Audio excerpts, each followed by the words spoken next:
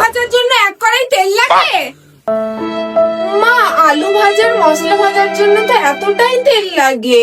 আমাকে রান্না শেখাতে এসছো? সংসার করে না আমার চুল পেকে গেছে। দাও এদিকে। समझ गया। 1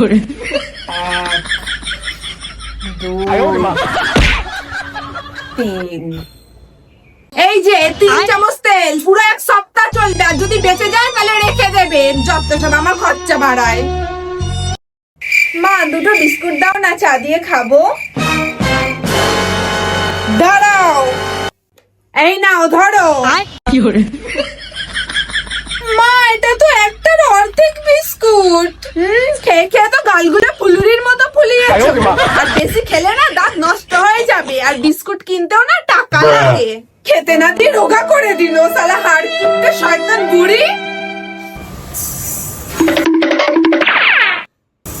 এ বৌমা, এত ডাল নিলে কেন? এটা পাড়ার সবাইকে খাওয়াবে নাকি? মা, আমরা তো 4 জন মানুষ, আর একটু বেশি নিলাম যাতে কালকেও খাওয়া যায়। বাড়িতে হোটেল খুলছো নাকি? কালকের জন্য একদিন আগে থেকে রান্না করতে কে বলেছে?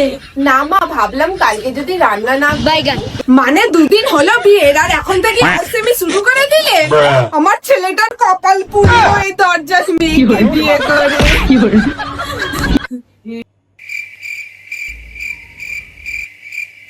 মা, আজ একটু খরচা বেশি হয়ে গেল। কাঁচা লঙ্কা ধনেপাতা একটু বেশি কিনে ফেলেছি।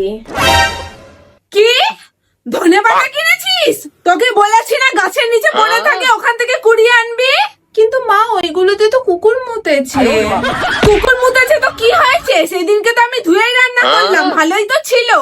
মানে কিভাবে আমার ছেলের টাকা ধ্বংস করতে হয় ভালোই বাপের বাড়ি থেকে শিখিয়ে পাঠিয়েছে তোমায়।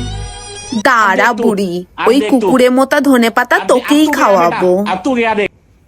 হ্যাঁ মা, তোমরা দুজনাই এসো তাহলে কালকে। অনেকদিন দেখা সাক্ষাৎ হয়নি। ঠিক আছে, আমি রান্না করে রাখবো তোমাদের জন্য। তা কালকে আবার কাদের ডাকছে বাড়িতে খরচা বাড়ানোর জন্য?